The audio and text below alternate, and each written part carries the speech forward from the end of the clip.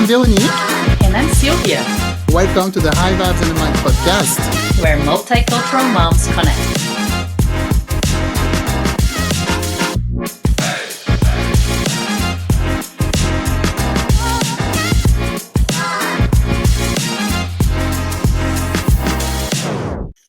Hello everyone, welcome back to High Vibes and a Mic. This is Veronique speaking. I'm with Sylvia, and today we have a guest. Her name is Efrat, and she is with us all the way from Israel, and we are very happy to talk to her. She's a shaman, so I don't know if you know what a shaman is. I didn't really know myself. And so we are very happy to hear from Efrat when she explained to us what a shaman is. So Efrat, she has a PhD. She's a shamanic energy healing practitioner. She works with children, teens, and families. She's a homeschooling mother to 3 spiritually aware teens. She's a wife, a daughter, a sister, a friend, a cosmic journeyer, and a writer. Efrat's journey took her from an academic path through a car crash and a near-death experience, making her unable to care for her daughters. Her physical reorganization, integrated with a near-death experience, invited her to say multiple yeses to the universe and to explore the essence of motherhood and our sacred soul relationship with our children. You can learn more and explore free resources for spiritually aware families at www.efratshokef.com. That can also be found in the show notes. So now let's hear the extraordinary stories of Efrat. So, Efrat, you mentioned that you had a life-changing experience, like you had a car crash, and that it really impacted you in many different ways. So, can you share with us a little bit about that experience? Yes, technically, my friend to the event, to this crash of cars, I usually refer her to the other woman from the same story. We're friends now. She slipped to the right. It was a rainy day. The road was a little wet. She did nothing wrong, and she fixed to the left. And I was there in my car. Luckily, my girls were not with me. It was a very serious crash because both of our cars were completely damaged, and I had to be evacuated using a helicopter that was called because I had no chance of making it otherwise to the hospital. We live in a rural area, so it was, and I was severely wounded, multiple injuries. Those type of injuries that my whole body was broken, inner organs. I won't go into the details, but it's a type of injuries that invite a reorganization of the physical. And what also happened is that I had a near-death experience. So in that moment of the crash, my energetic bodies, I think that's a term that most people can relate to, just flew out, and I had the most beautiful experience that I had within this lifetime. Yeah, I'm asking myself if I want to compare it to the birth of my daughters, but it's a completely different type of quality. So, and it was just suddenly not being in my physical, my wounded, very painful physical, experiencing the most beautiful luminosity, experiencing myself just being perfect as I am with all my human faults, but still perfect, and realizing that I am love, that my cells are love. It's a feeling, I think that, and then I experienced a lot in those few minutes when I was away. Time out of time and space works differently. In a few minutes, you can have so many adventures and learn so much and meet so many beings. But if there is one feeling that came back to me at the physical layer, was feeling my cells being love. And I don't always walk this feeling. I don't always remember it. Definitely when I'm sharing it with you and I feel it in my skin. And it's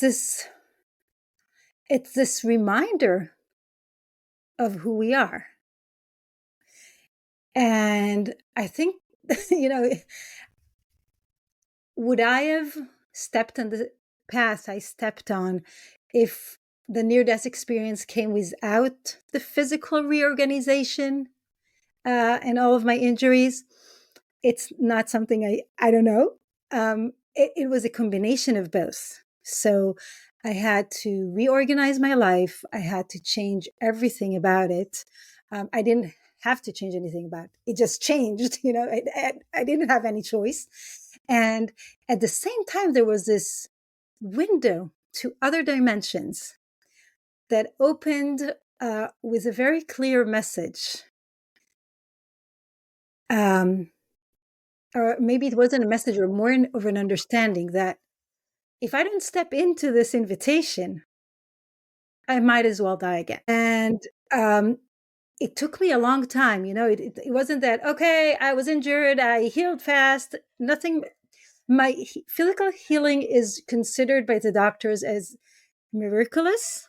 I'm not sure I pronounced that right, but I think you understand. Yes. Uh-huh. Because they were expecting me to be fully disabled with the type of injuries that I had. So I'm fully functioning. I'm healthy in as much as I can be with my challenges. But that is related to the near-death experience. That is related to that door that opened. But it took a long time, years, to build my physical, open up to energy, say yes to this invitation that came through in the near-death experience, explore what it means to me. What do I want to do with it? I've never met someone who had a near-death experience, and I've met a lot since. It's very common. It's more common than That's true. yeah, it's very common. And if it's not a near-death experience and it's a transcendent experience, out-of-body experience, there are all kinds of experiences, which are all invitations for us to step into being fully who we are, not just a physical energy and physical together. And it always sends you on a mission. Everyone, Yes. you're on a mission. You have to do something with it. Personally, it took me into working as a shaman and working with parents and children. That's my focus, and to writing. Yeah, that's maybe a long answer to your question. Wow, that is so amazing. When was that? What year was that? It was almost, it was 13 and a half years ago, 2011. Really? Oh, okay. Yeah. Long So it's a time. Yeah. process. It's a process. Yes. Yes, it's a Mm-hmm. process. It wasn't a magical recovery or anything. It just embracing who I was step by step. I still am doing that same thing, taking it step by Still, step. yeah. Yeah, yeah. Yeah, it's I a think it's the lifelong same as the two journey. of you are doing. Getting out of our comfort zone, exploring what we can do, how we can serve, what are our gifts, how we can mother better.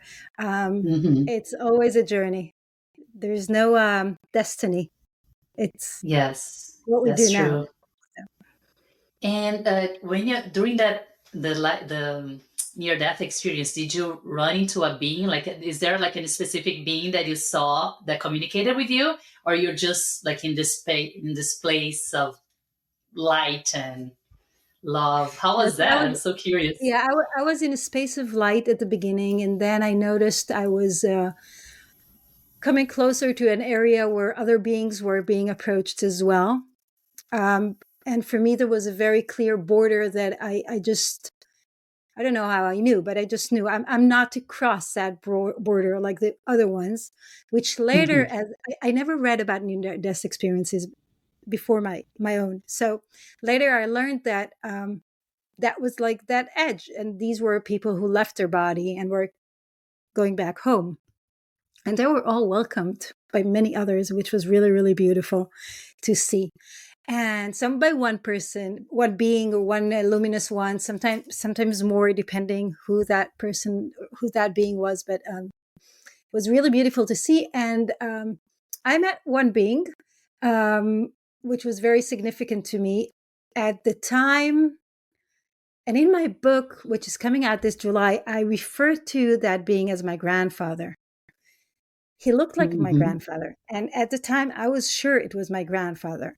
But as I said yes to the invitation of going into all these beautiful other dimensions of reality, I sometimes wonder if it was my grandfather, or whether it was my higher guidance, Mm-hmm. dressing as my grandfather, so that I would meet a familiar um, face, you know, and that would make me feel more comfortable, because the experience I had and the knowledge shared, that wasn't, that doesn't make sense to me. But I've never asked that question. Um, I never asked my friends up there that question. Who was it? Who was it exactly? I suspect it wasn't my grandfather, but it looked like my grandfather. And when I came back, I was sure, and that's what I told everyone around me, that that's who I met. And he was the only one specific for me. How interesting. I mean, if you felt like it was him, I would assume it was him, like that intuitive knowing that some, because a lot of times we also question like the things that we see right away, like like intuitively, like, oh, I don't know. When you think too much, it's already like, I would think like, because I've experienced that too, like, no, I don't think this is. And then over time, I was like, you know what? Yeah, I think just going to trust the message I'm receiving. But it makes sense of what Yeah, you're saying of just being someone try to like get like a being that is familiar to you to kind of help you, in yeah, I that think you're process too. touching on a really important point, because those beings and angels that help us and guide us, they, at least to my understanding, they don't have a human shape. It's about a quantum of energy. And they would take the shape that we would cooperate and communicate with. So that could be a small animal for children, or the shape of a being, and it's a luminous one or angel. And I've learned that what you need to watch for is the frequency. So at some point, I realized I am meeting this frequency again and again and again, and it takes a different form. So I think when we learn to recognize a frequency, at least for me, that's what makes the difference. That's who I trust. I trust frequencies of love, of good, of kindness that I recognize. So Mm-hmm. and I'm good with having it as my grandfather or as my loving guidance. Um, Yeah, I never asked that question, and I'm asking myself, "Am I going to ask them now?" Well, no, I'm good with with the double answer. Being honest about Yes. it. Yeah. Oh, it's pretty impressive. So when you had this accident, you had this near-death experience, then you woke up and you remember all of this? You were able to remember all of this? It was really clear for you? Yes, it was very clear for me. It was Yeah. very clear for me, but it was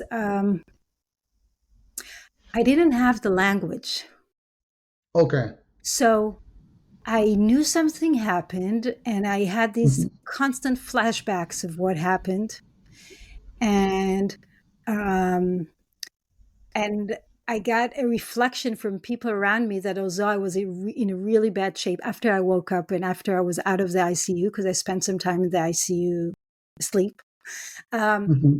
I got reflections that I was really nice to everyone and that people in pain are not that nice. Um, so there were all kinds of reflections around me for how what I was radiating, and it took me a long time to share the story and to find the human words, because it is not something that, and nothing I tell you and nothing I write about the near death experience captures the experience as it is. So yeah, it was very, very clear, and it was very clear that it was an invitation I was to say yes to, but that I have time to, I guess, integrate everything that had happened. Okay. And so that led you to, like you said, become a shaman. So can you explain to us what it is, and to the to the people who don't know what it is? Okay, so What's your work? yeah, as indoors, as I healed and I recovered, first step was understanding I can't do these things I did before. I was in a semi-academic position. I was teaching BA classes and MA classes in social psychology, and I just saw I can't do it. And I was miserable doing it. And I loved it. I loved it just before. I really loved it. I just couldn't continue. And it led me to an exploration of various tools, opening up to energy healing. And I realized I was able to mediate energy healing, but I did not understand what I was doing, especially bringing soul parts back, which in shamanic terms we refer to soul retrieval, or in energy healing terms we sometimes refer to it as the activation of dormant parts of our energy field. So we can look at it in different ways, but it's basically the same idea. I was able to pull energy back for others, and I didn't understand what I was doing, what it meant. I just knew it was healing for others. And I started reading books, and I found that term, soul retrieval by Alberto Villoldo. And that led me to study in his school, the Four Winds Society. And then I moved to other teachers and just expanded my understanding of more and more and more and more tools, because I needed a framework. I was looking for a framework, a very clear framework of understanding of what I was doing. And for me, it was a good choice because it led me through profound healing of my own soul and my own family. That was my journey into using shamanic tools. I used the term shaman earlier, but I usually refer to myself as a shamanic practitioner, a shamanic energy healing practitioner, because I'm not a shaman in the classic form. And I think I usually choose to respect them. I use those tools, and I use them in a very modern way, fitting to the type of clients that I have. So it's a kind of shamanism. It's not precisely shamanism. Shamans use tools of the earth and tools of using light, visualization, energetic tools. And most of my colleagues combine all kinds of tools.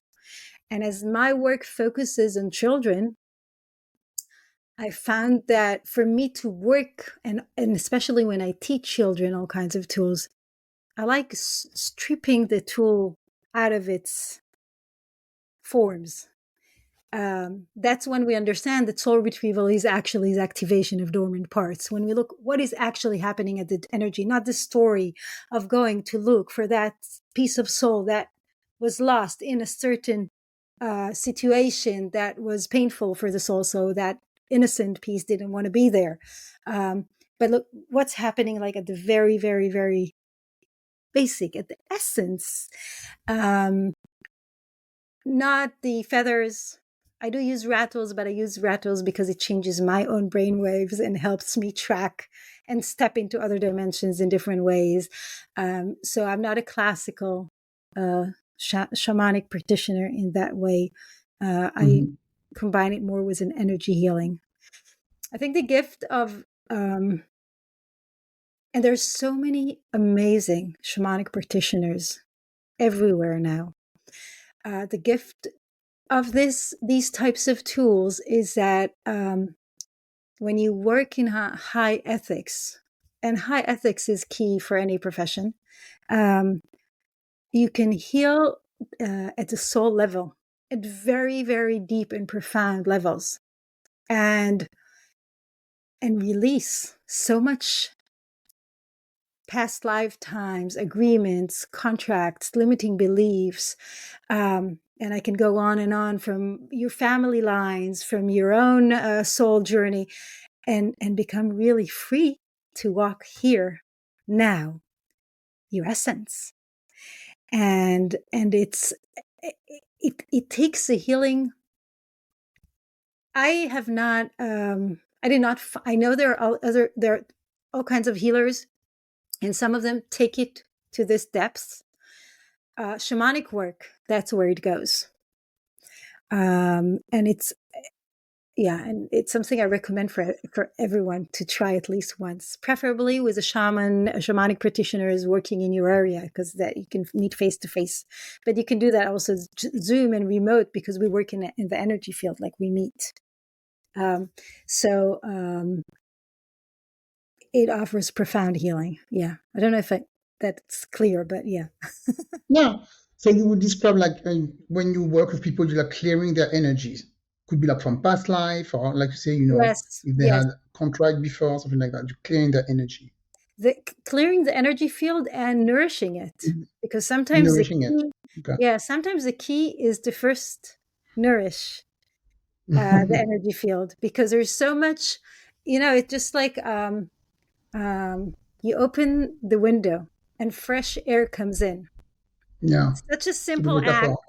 and it comes in and it moves and shifts, and so a lot of what we can do as humans to nourish our energy is just be connected to nature, open the windows, drink a lot of clean water, and all those Mhm. little physical acts.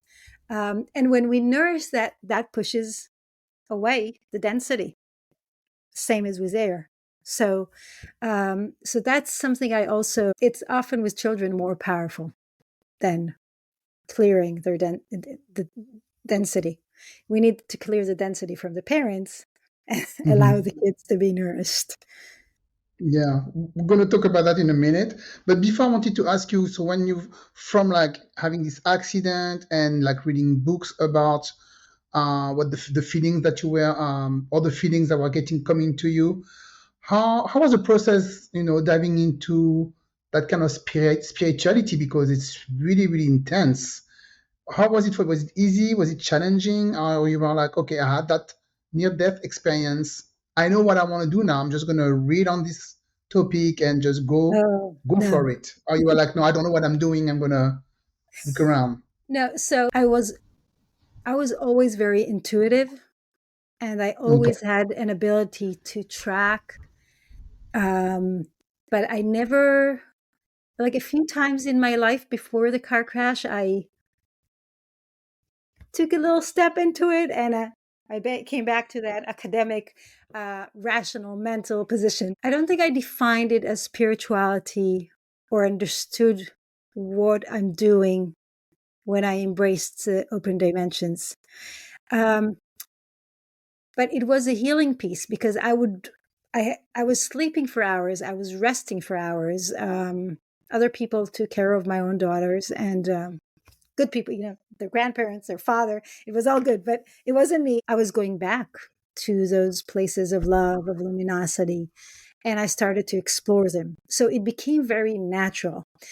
And that when I started exploring books, which was a few years after the car crash and the near death experience, because I couldn't read at the beginning. I would read a paragraph and I wouldn't be able to even tell you what I read. I wasn't able to hold a book. It took a long time. Um, but when I reached those points, the challenge was not about embracing it within me. The challenge was talking about it with others. So my husband was involved with the whole process. He heard me again and again and again. And I slowly found who were the friends I could share my story with. It took my parents years to accept what I went through and to take in that terminology, which they do now, but they were a few years behind me.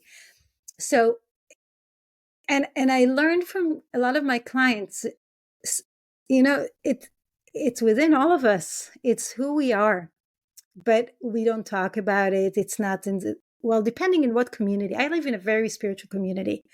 So once I started sharing the story, everybody wanted to hear about it. But it's like I needed to integrate it to be able to share the story.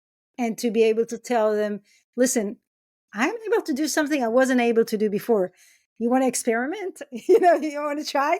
Um, Coming out with it and learning the language, it's like, wow, if I had that language as a child, maybe I could have skipped this piece of the car crash and near death experience because I would be who I am. I'm very grateful for Mm. it. With how my life was going, I had a good life. I was happy, but there was a missing piece. So um, I think, yeah, that was my challenge. And I noticed the same challenge for a lot of people, admitting that they're connected, admitting that they have a whispering guidance in their ear, admitting that they make choices because that's what their intuition or gut feeling tells them, and not because it's rational. Yeah. Um, The It rational could be, mind. yeah, it could be scary for people, because sometimes you don't know where it's coming from. Is it really this voice? What is it? Can you trust it? People, sometimes we don't trust ourselves. So yeah, when you don't yeah, have, like you said, the language of the knowledge, you don't really know what to do with it. yeah. But we are fortunate to live, especially in the Western world. There's so many resources, Yes, and you thank can God. also, you can search the internet. Nobody knows, like nobody, everybody knows, but your friends, your family, those people that you're afraid to be visible with what you're experienced to. And what I've learned that when people start sharing, I live in it's a fairly spiritual community, and I work. I've had the chance to work with many children that I see on the street, that I meet, and and that we know each other. And I always work with the parents first. So that means that every child I work with, I also worked with their parents. Now the parents Mm. sometimes are really good friends, but they don't tell each other that they've worked with me until the children meet. And I'm around because I'm around, and they talk about, the kids talk about the fact that, oh, Efrat gave me a crystal, Efrat did that, we did that or that, and the moms are like, but then they realize they both had to work with me if I worked with their child. And suddenly a new friendship starts because there's somebody to talk to. So it's a lot about, yes, the piece of finding the language is really, really challenging. And opening a conversation about these topics, if that's not what your community or your people do, is challenging. And a lot of people are really resistant to anything about spirituality or energy. That's also a piece that I've learned, where I talk and where I don't share what I do or who I am. I just be nice, trying to be just a nice human, and that's it. And um, but mostly, most people are curious. Most people are open to conversation. I travel the world a lot, and I'm talkative, so I open conversations with a lot of people, and people are always really intrigued to ask questions and to Yeah. find out. And this language piece it's important. If it's so challenging for us as adults, and think about the children, and they Yeah. experience so many, they see auras, they talk with their luminous friends, they're living spirituality until we kind of bump them in the head and tells them, oh no, this doesn't exist, or no, Doesn't let's not exist. talk Yeah. about it, I don't know how to explain it, so and um that's an important piece in how we raise our children. Even if we don't understand it, we can say we don't understand, but we realize it's part of what we're experiencing. Yeah. I always try to simulate that type of when my kids, when they were little, like especially my middle son, if you would say anything, I'm like, can you tell me more? I would, because I remember when I grew up, you'd be like, oh no, what are you talking about? Like, what imaginary friend? Like, there's none of, but nowadays, like once you learn, about the spirituality and now about the spiritual world, you kind of like, it's easier for you to open up for what they're saying. And I remember my middle son telling me, he out of nowhere, he said, Mommy, did you know I picked you? And I'm like, what? What are you saying? He's like, yeah, I chose you and I Oh, chose daddy. I wanted a Brazilian mommy and an Irish dad. And I picked you. Just like that, he was like 2 or 3 years old. And I'm like, okay. And I just like, okay, you're saying something there that is meaningful. He doesn't even remember anymore because I think there's like that age too, right? That they say things and after a while they forget. It's just, I love it. And anything that my 4 year old says that is like, I'm like, what? Can you say it again? I try to pay attention and see if he wants to talk more. So, which lead us to the question about spiritual aware parenting. What is that? Like, can you define in words like what? How do you work with parents and families? Spiritually aware parenting is exactly what you just described. Mm. It it's being aware that our kids are wise, that there are huge souls, maybe in a little body, but when even if they're 2 year olds, we want to pay attention to what they're saying and what they're communicating to us. And your beautiful story was just an example for that. You were aware that there is a peace beyond that human physical experience, and that you want to, and that you understand that what just happened, that expression of choice, um, had meaning. And he was saying, I chose you. I trust. He was saying, I trust you to lead me here on earth. Teach me what I need to know about living on earth. And also, that's a part of spiritually aware, because all parents are trusted as guides. When we walk aware as parents, it's um, understanding that they are on a journey, just as we are. You know, a lot of moms open up to their spiritual journey. But if I'm on a spiritual journey, so what about my daughters? They're on a spiritual journey as well. And it's really hard for us to, it's like, again, the process of languaging, the process of merging that understanding that if I'm walking spiritual journeys, then I can offer this same spiritual journey to my children, allow that piece of spirituality within their lives. Now, that doesn't mean having, starting to do meditations all day and use all kinds of tools. That's not what it is. Those tools are Right. really important. When we share them a little bit, they're just as important as all the other stuff, including technology, if technology is their gift. Okay. Being spiritual for me is uh, bringing our essence, bringing the gifts and serving the world with who we are. It's not spending hours in retreats and in blessing everything. Yes, we want to bless everything, but because we're truly grateful, not because we're being told to, we can, spirituality is being you in the physical. And as spiritually aware parenting, it's not a different parenting than other types of parenting. It's just a little addition of walking aware of the journey, the spiritual journey. And when we walk aware of the spiritual journey, then a lot of things open up, because we understand that if we own our family's wounding, then, and we do what we can to heal our family's wounding, then we release our children from that in their path. So we I go see. for, we can use many types of tools to do that deep healing and owning. When we own our patrons as parents, as individuals, then again, we don't pass on an unhealthy patron, or we release our children of taking that role of being responsible for our journey as well. And it opens the door for them to explore and experience what they came to experience, and grow.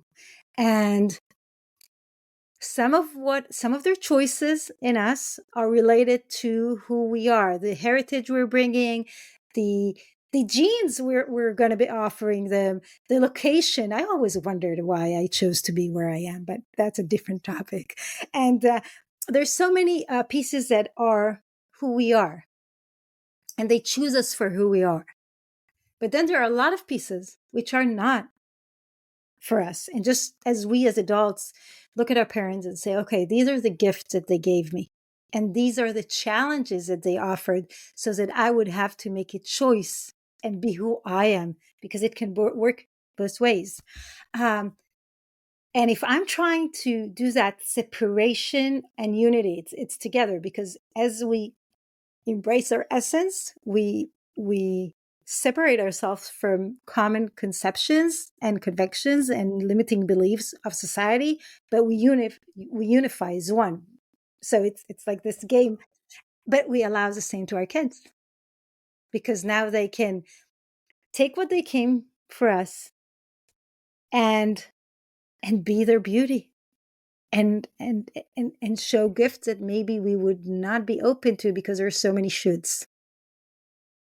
So the way that the parents can work with their children, is it like you teach them techniques or like some tools so that they can implement with their children, or you work directly with the children as well, like first a parent and then a child? And how does So that, it like, for me, yeah. other shamanic practitioners working with children utilize all kinds of processes. So this is my process. It's not necessarily others.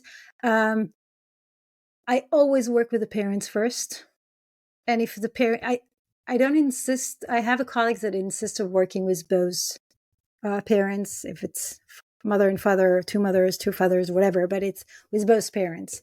And sometimes with other significant adults in the family as well. I don't do that. It's one parent is enough for me.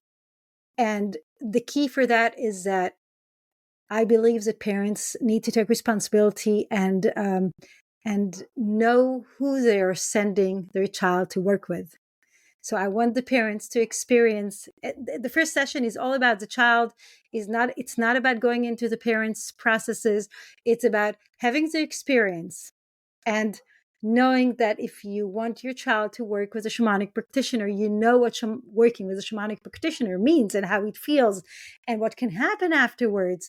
So that's my condition for like the basic condition for working. As much as possible, I prefer continuing working with the parents and helping them own and release and resolve whatever, anything that stands in their way of being who they can be. Because when we walk our essence, that's what we communicate our children as well. In most cases, this is enough. So I work with the parents with a child in mind. So if we see that a child has trouble sleeping, then we would work with the parent asking what can be resolved in Efrat, for Efrat, so that her daughter can sleep better. Okay, so we play with it. And then there are those cases when I have to work with the children, but I try to reduce the work with children to the minimum, because if we work with a child and the parent is not doing their job and they're not owning, then we're missing out on the invitation. And we might actually also create a situation where the child wants to grow and the parent isn't, and we're actually increasing the conflict and we're bringing more challenge into that family unit. Now, I love Right. challenge. Mhm. I love challenge, but it's not always the smartest action for the kids. Sometimes if the parent is not able to work, then it's better to keep quiet for the kids and not change their world and not bring in too much healing, because it is very powerful healing. And we want to make, sometimes the less good situation is, as a stable situation, is better than changing something in the family without approaching and creating a whole healing in a way. So parents have to be, at least with me, they have to be active. And then as soon as we do, I teach them as many tools as possible so that they can work with their kids, because those kids chose their parents. They did not choose me. They chose their parents. The ones that they trusted are those beings that they came to. And it doesn't matter if it's biological, adopted, significant adults around them. Kids choose all kinds of adults, but they made a choice, and it's not me. And therefore I rather mediate, I rather work with the family through the parents, I rather offer tools. I often teach the kids tools. I think that my most common intervention with kids when kids are having trouble sleeping, when children are anxious, it's often, and especially spiritually aware ones, they collect energies. So we have our field. Well, you can't see it in your screen, but we have like our energetic field, huge and big, and we want that field to be full of our own energy and be nourished from energies coming from the earth, from the air, from the water, from heaven, but our own energies. We don't want to have all kinds of other energies inside us. Now, a sensitive kid comes into a classroom and there is noise and there is a child that came for really sad because something really sad happened to him that morning or that week, or his life is really, really challenging. And sadly, there's so many kids who's really challenging life and we don't even know about it.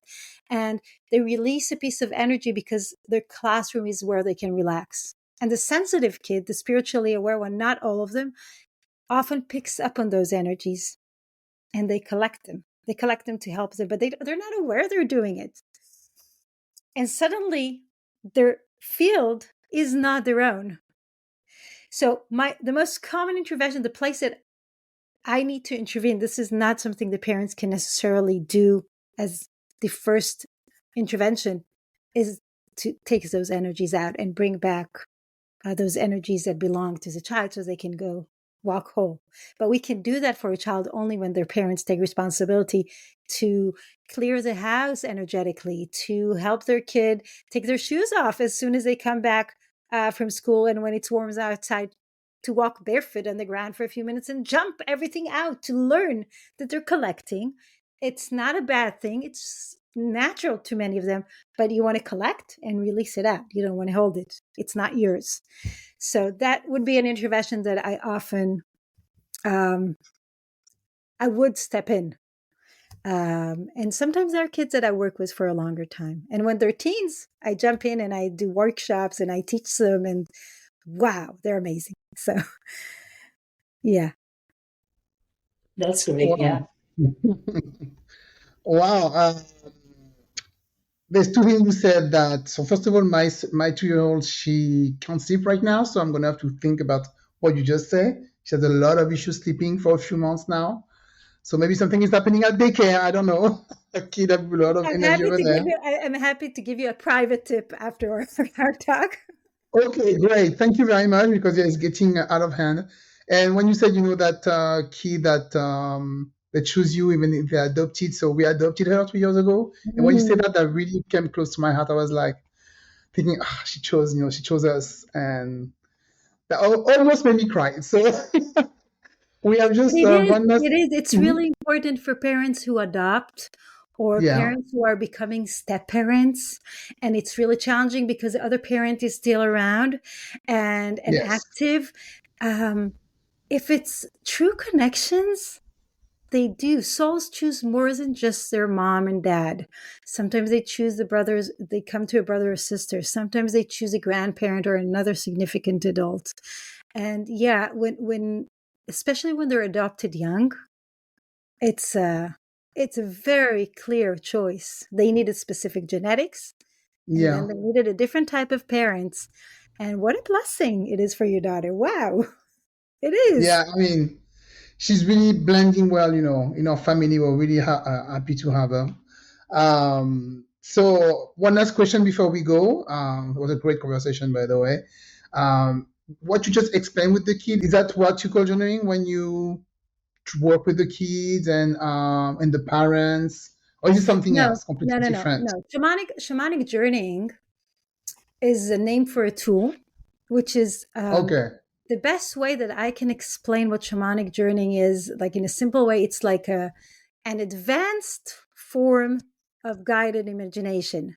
So it's like in guided imagination, we guide to close our eyes and go to somewhere in nature and then explore and experience A, B, C, D, like a sequence of of actions. Of what happens in shamanic journeying is that we go into that guided meditation, but at some point we start opening to the field, and we're not just imagining, we're actually stepping into other dimensions.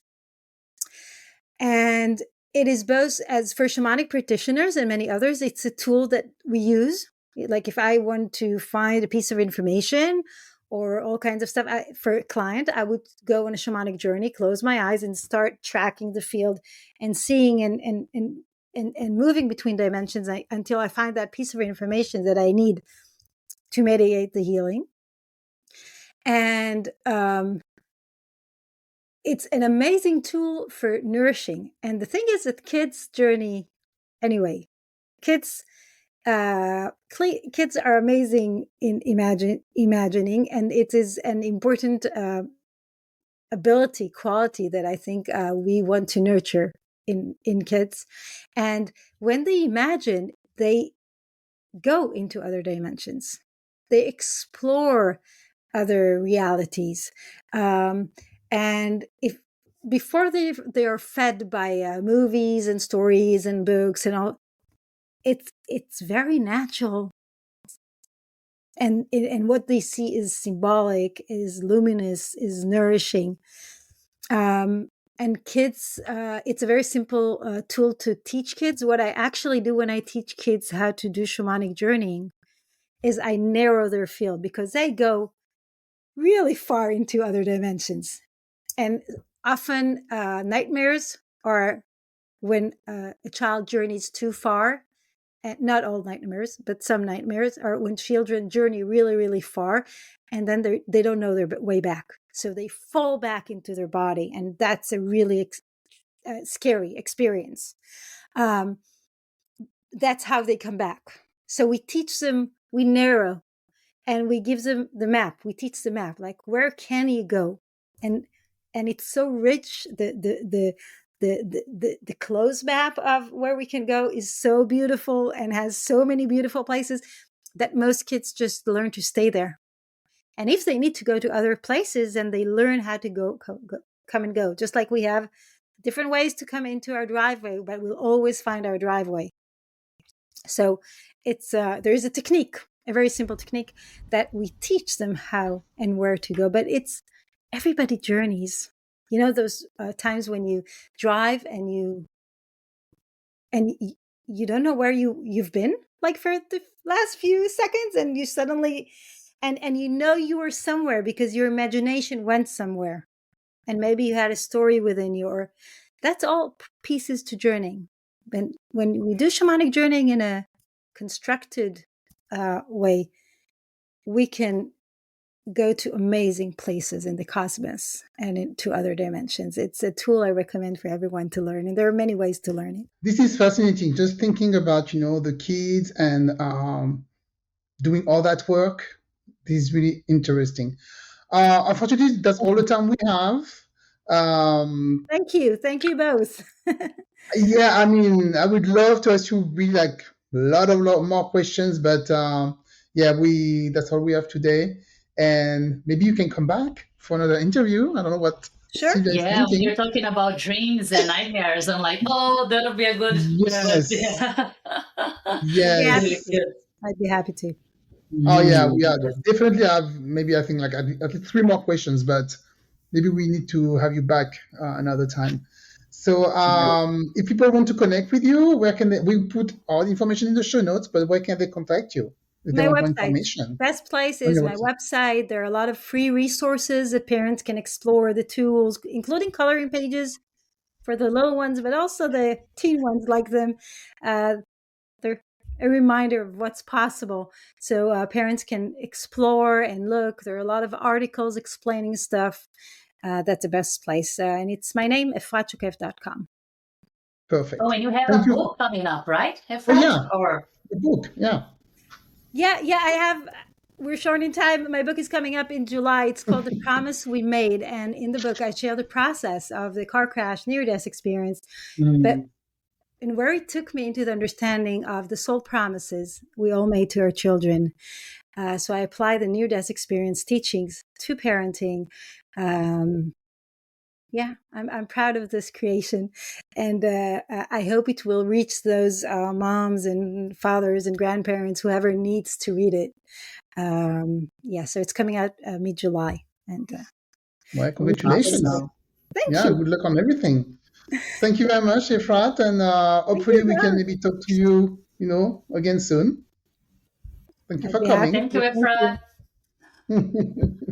Bye-bye. Bye, guys. Take care. Thank you for tuning in to High Vibes and a Mic. Until next time, keep learning, growing, and exploring. Don't forget to follow us on Instagram, Facebook, and YouTube.